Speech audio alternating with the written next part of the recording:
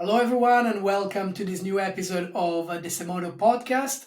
Today, here with us, Peter Jansen from Netherlands, representing MN Marketing, an agency specializing in KOL, more importantly, an agency representing Michael Vanderpop. I hope that I'm not butchering his surname, known as Crypto Michael, quite well known figure in the space. Welcome, Peter. How are you? I'm doing great, man. Thanks for having me. I'm excited. Same man, same. It's good to have you. So tell us about MN Marketing first of all. What do you guys do?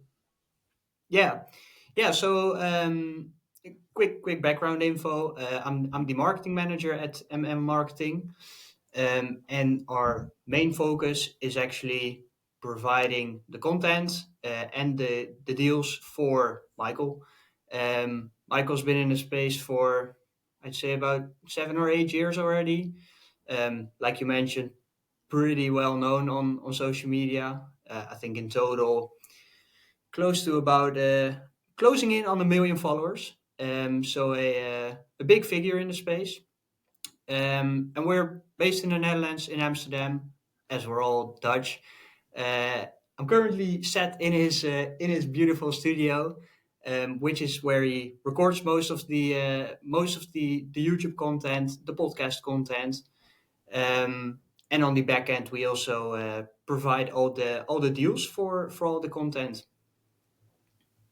Awesome. Understood. Thanks. So let's dig a little bit deeper into what the agency does. But first of all, who is Michael for who doesn't follow him, who doesn't know him as a figure in the crypto space?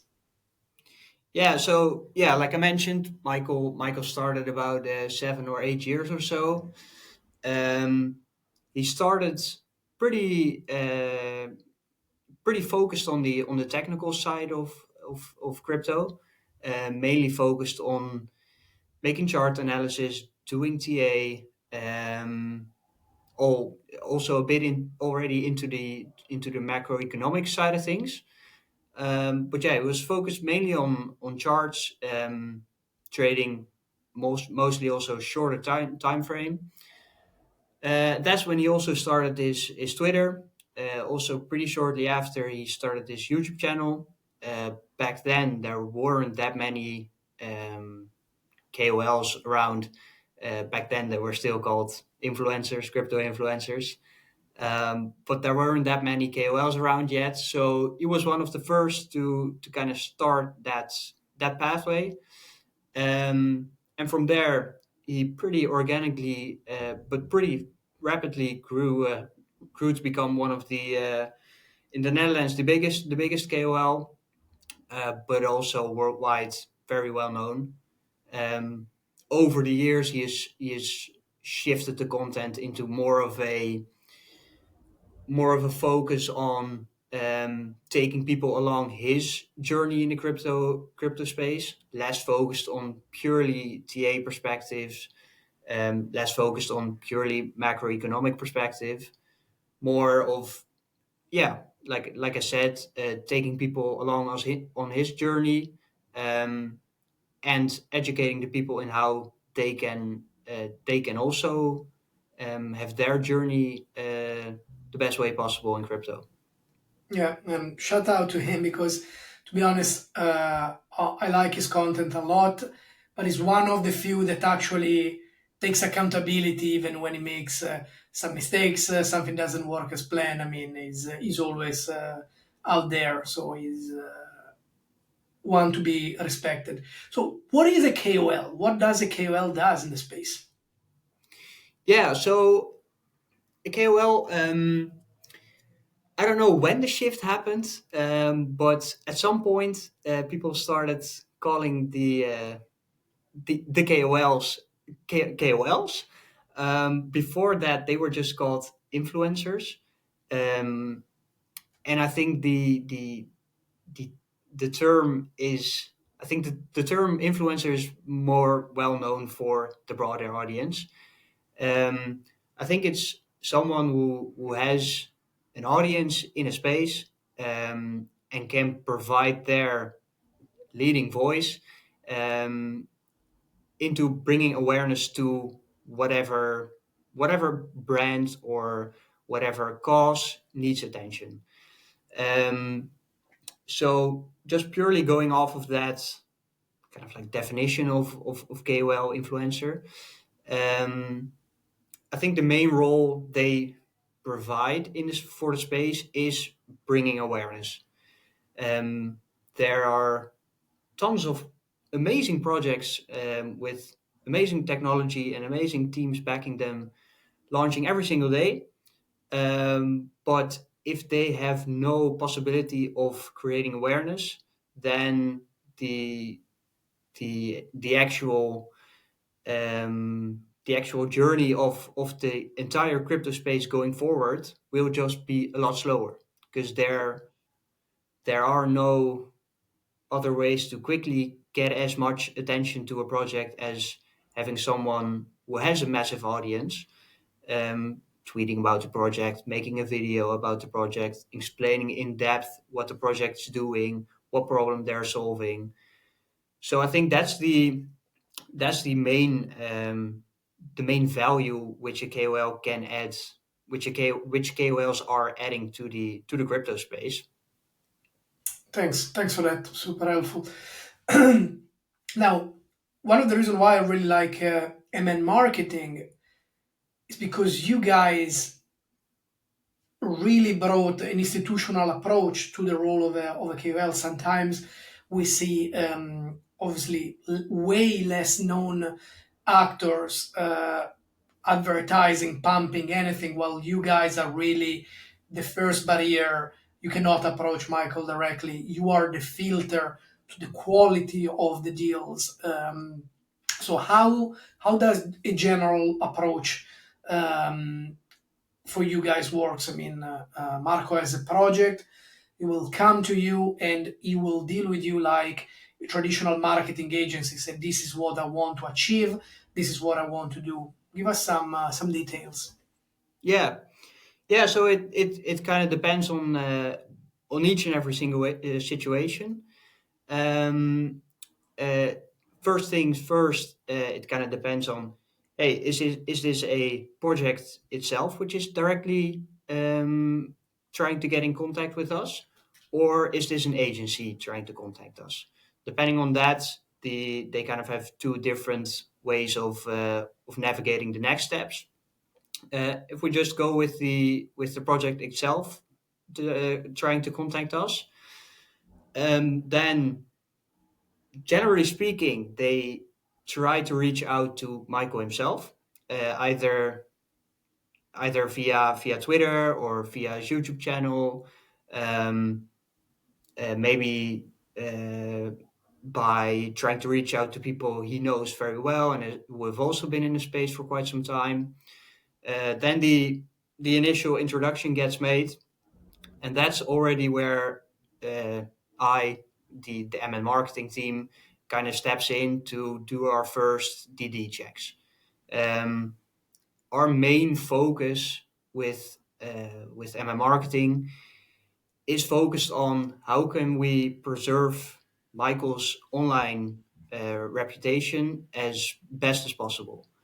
Um, there is no such thing as harmful for a brand when shilling a project with which ends up being a rug pull or whatever else. So that's already when the first DD checks are done. Um, when they try to reach out, it's always kind of hard because Michael does get a lot of DMs and messages and comments, etc. So if you're trying to reach out, I'd say be persistent. If you're going that route, the preferred route is, of course, if we get introduced to each other via someone else we already know. That's, of course, the easier introduction, but then you do already need some contacts in the space.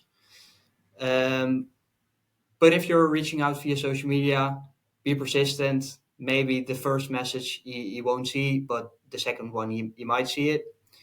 But yeah, after the initial contact, the initial DD checks are done, then we prefer our focus is on building a long term relationship with the project. simply because that's more beneficial for both parties. For the project itself, it's more beneficial because if we can actually like intertwine the our brand and their brand, the the tweets and the promotions will all just be um, much better received by the bigger audience. Um, but on top of that, for us, it's also better to establish a long-term relationship, because then we're not just tweeting about one tweet about this project, another tweet about that project. Then we can also focus on getting the best results as possible for the project itself. Understood. Um, so yeah, that's kind of the thing we focus on. And in line with that, we actually always want to hop on a call with the project, see what they're building, see what problems they're currently trying to solve, and the problems they're facing in scaling up the business. Then from there, we kind of uh, we try to figure out a way if we can actually work together or not. Um, if the answer is yes, then we'll get a proposal set up. And then we'll see if we can actually make a deal or not, and take it from there. And Peter, Then just for me to better understand, two questions actually. One is obviously Michael is known and he built an incredible brand for himself in the trading space. So providing signals, providing ideas, no direct trading investments, obviously. Uh, my question is, what type of projects do you take in? So do you stick with only stuff that is trading related, or you diversify as well? And second question is, you as the representative of the agency, where do you draw the line in the sense of what makes you say no, we don't want to have anything to do? So how do you do your due diligence? yeah, yeah, no. So first of all, touching on the kind of like narrative, which project we do say yes to, which we don't say yes to. The main thing is actually if Michael himself wants to tweet about the project or not. That's the first thing that will check in with Michael, like, hey, do you already know this project? Um, if not, what is it doing? What are they solving? And if he doesn't see an angle in how it can be incorporated into his usual content, then there is no way going forward, because then it's not gonna latch on to the audience, and then it makes no sense for both parties. So that's the first check. Um, After that, um, we do have a few broad guidelines in which kind of deals we take on and don't take on. For Michael specifically, there are a few niches which never tie in well with his audience. One of them being memes, the other being NFTs. He's also not that much into gaming. So those are already a few niches that, yeah, 99% of the time are not going to work out. And then we just take a look at do an actual DD check. We have a few in this office. There's also a different company, the venture capital, MN Capital. Um, we have a few very smart guys working there, and they'll take it from there, do a full in-depth DD check of the project, see who's part of the team, what their background is, what the tokenomics look like. In the first place, even how big is the project? What's the market cap? What's the FTV? We have certain thresholds which we try to stick to. So, yeah, for example, we aren't really working with any project below 100 mil market cap, simply because it doesn't fit our brand. It doesn't fit Michael's brand. Um, and then they let me know if the project's good to go or not. If it's good to go, then we can proceed with the deal or not. If it's not good to go, then it's not good to go. We get so many requests that we're um, in the nice situation where we can actually say no to 95% of the deals we get offered and just pick the ones that actually suit Michael's brand. But yeah, that's kind of like the process of stuff we look at. So if we recap, and thanks for that. If we recap what you said, so Marco decided to approach Michael. I have this revolutionary idea, and I need his help to push it. So what you're telling us is be consistent, don't give up. Obviously you are extremely busy, so to expect that he's going to respond straight away to a Twitter message, it's unreasonable. So keep going. An introduction makes life always easier, and then my project is going to get checked. Once it gets checked and green lighted by your team, we can start the negotiation. So once a project goes live with the KOL, what do you actually do? Give us a bit of color on what can we expect for a valuable KOL in order to push our project. Yeah, yeah. So it kind of depends on the situation. That's also something which, in the first place, we want to get the best results because, like I mentioned before, that's best for both parties. Our audience loves it more, and the project gets more awareness. So it's we try to aim for the best results because it's best for both parties. In line with that, it kind of depends on what the project needs. Some projects have a new campaign coming up, and they want to raise awareness around that entire campaign. Some projects are pre-TG, so when the token goes live, they want to create a lot of buzz around the token going live. Um, so it really depends on each and every single situation. But our main thing is that we discuss this individually with every single team, and from there we take it to mostly a Telegram chat, which is where we'll establish a content schedule. Then we'll ask them to create content briefs. So we know the exact numbers of, let's say, the new users who signed up, or the developer activity going on. And then we can use those statistics in the actual content we write. Then we write the content, send the drafts to them, get the drafts approved by them or adjusted, and then we'll actually be able to get the content pushed out. Um, but yeah, the main thing here is that it really depends on the situation and what the project's needs are. Got it. And I guess when it comes to the type of content, it can be in a variety of formats, right? It can be a poster, it can be something more complex, it can be a video. So you guys cover everything. Am I correct? Yeah, yeah, no, it's on Twitter there are four different possibilities. You have the long reads, or threads, whatever you want to call them. You have the regular posts, the quoted retweets, and normal retweets. Those are the four things on Twitter. And then on YouTube, you can either, because Mike also has a big YouTube channel, you can either have a fully dedicated video. So let's say a Bitcoin deep dive video, um, but then for an altcoin, of course. And then, but you can also have an integration into a YouTube video.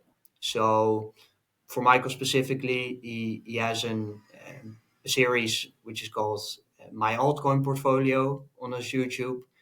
Um, and if there is an altcoin which he has in his personal portfolio which wants to partner with him, then he'd be able to incorporate the altcoin into the video. Those are the possibilities. Understood. Understood. Thanks for that. Okay, so we already covered quite a lot. Now, Sometimes, I mean, other KOLs come with a bad reputation because exactly do the opposite of what you guys do. They take in pretty much anything. They don't care. They charge a fortune and they dump on their community. So, um, yeah, it all comes down to reputation. I mean, you are as reliable as the stuff that you advertise. But you being in competition with these other KOLs, I mean, you have seen all the possible mistakes that people do. So, what are your advices for a project looking to engage KOLs? I mean, what are the major red flags? What are the things to look after and try to avoid? Yeah, yeah, no, we definitely see a lot of bad actors in the space. Um, and to be very honest with you, we 90% of the time, we really don't understand why a project can't see why they shouldn't work with a specific KOL. Um, not going to mention any names, but it's so obvious for certain accounts that the followers are fake, the engagement is fake, the views are fake. Um, maybe a more practical tip they can use is to, for example, use a tool like Social Blade. Um, you can actually look at the historical graph of their follower count, their view count, etc. And if there is a sudden spike in there and you can't see it back in a very specific tweet or video that went completely viral, then most certainly they just bought followers or just bought engagement, and that's the reason for them and their accounts being as big as it is. So I think that's a red flag that they should be on the lookout for. Um, yeah, that's a red flag. Okay. What about historical projects? I mean, are you aware of any way to check the reputability of these people? I mean, as you know, and you guys are joining us at Semoto, we are all about trust reviews. Is anything like that in the world of KOLs? I mean, if I want to see who am I dealing with, there is any database of informations? Not that I know of. That's kind of the hard part about this space still being relatively young. Um, Everything is still pretty new for everyone involved. So as far as I know, there isn't really a database like that which they'd be able to use. Um, one thing, one way you would be able to combat the bad actors would be in trying to reach out to different parties and see what their opinions are on uh, the specific KOL or the specific project you're trying to work with. Um, if they all have a good experience with the person, then most likely they're gonna be in the best interest. But yeah, if they already have bad experiences with them in the past, then yeah, it's you'll be able to fill in the blanks yourself. And maybe you shouldn't pursue a collaboration with them. Um, but yeah, I'm maybe you know if there is a database or not. I'm not sure. No, no, no. And I obviously is what we are building for companies, but I've come across database of different influencers, but it seems that the only analytic attached to it is always how many followers, maybe a bit of the engagement that, as you said, are useful, but so easy to fake as well that Yeah. do they really count? Now, the million-dollar Yeah. question. Maybe if I Obvious. can Sorry, go on. touch in on that. One recent development which has kind of created this database is the Kaito project. Um, we're recording this the 28th of February. So Kaito has already did their first airdrop, but Kaito is a kind of like decentralized way of measuring actual engagement on Twitter.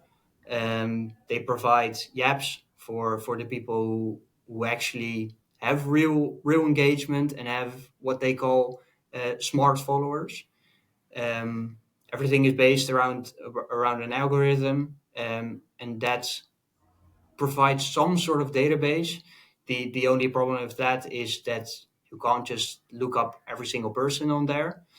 Um, so it won't it is not really made for that, but it can be used for it in till some extent.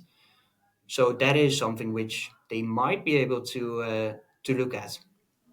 Interesting. I'll have a look into that as well. Um, I was saying one of the reason why I got in touch with you guys in particular, and why I really like you is the fact that in a world where regulation is obviously coming, and a lot of influencers, a lot of KOLs are actually trying to move away from it, operating from offshore jurisdiction, trying to operate in gray areas. You guys are actually embracing it.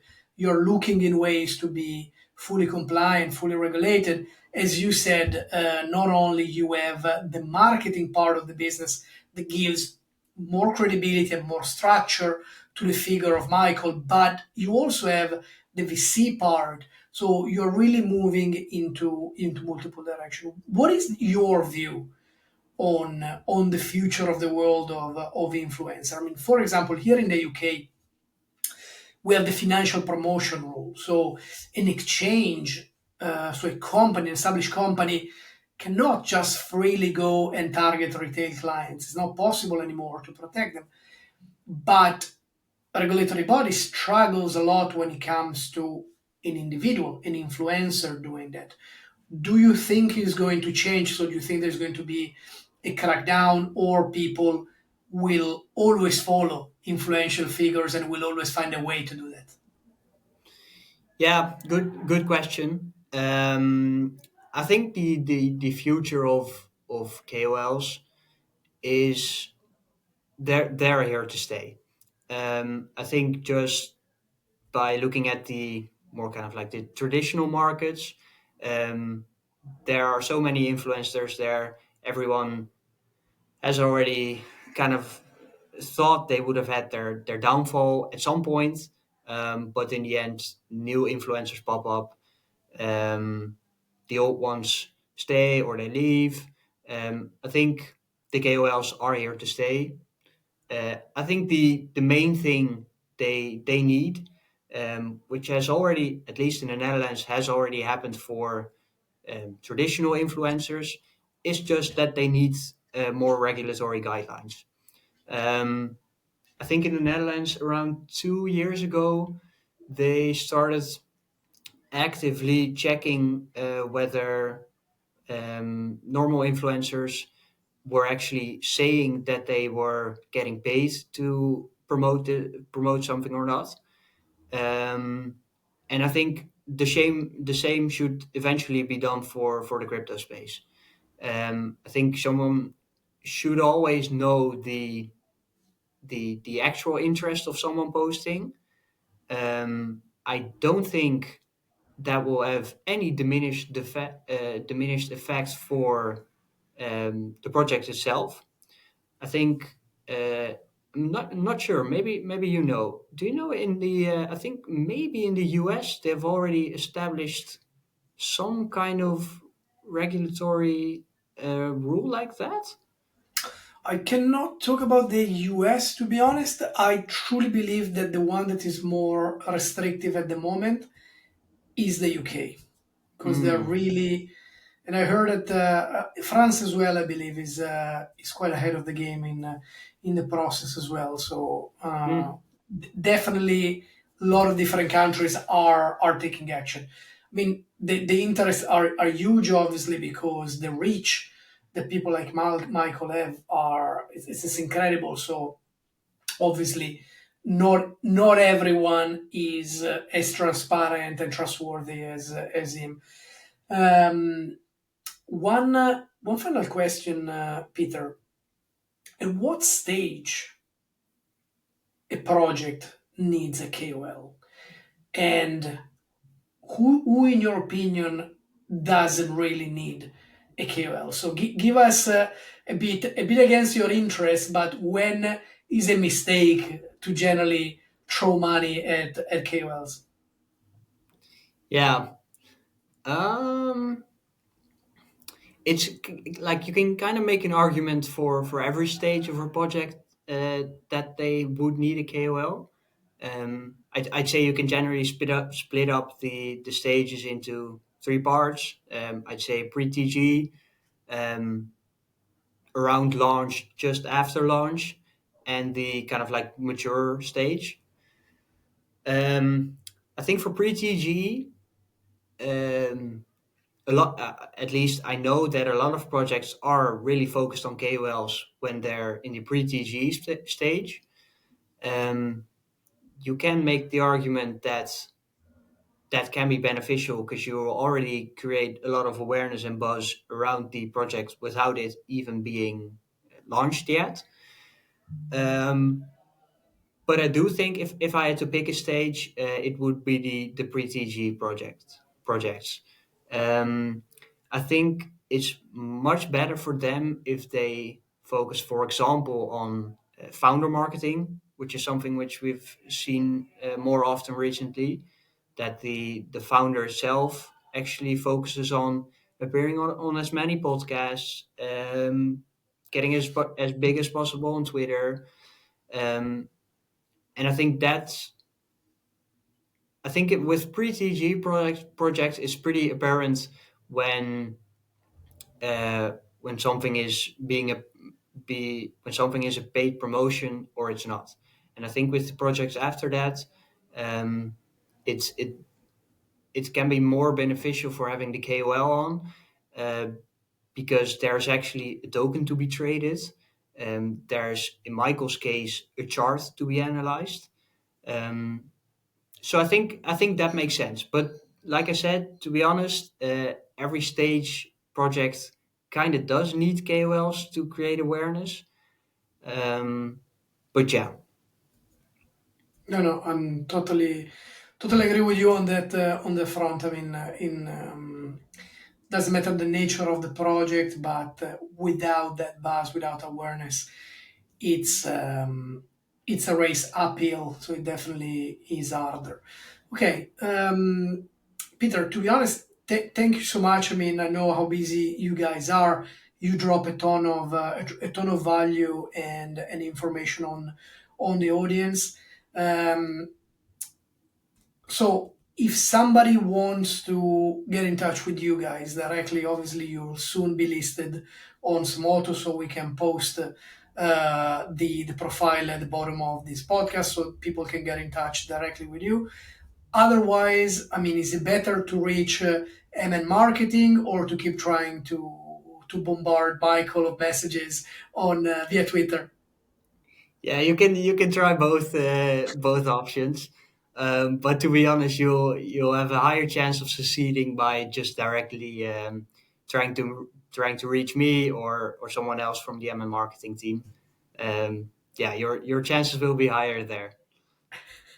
Awesome, awesome. Listen, Peter, thanks a lot for taking the time. Really appreciate it. Big fan of what MN as a global presence is building throughout venture marketing and all the other things that you guys are doing. So great to have you onboarded with us. Another proof that for you trust is important and reliability and accountability. So glad to have you with us at Semoto. Peter, thanks a lot. Thank you very much, man. We'll speak soon. Bye. Take care.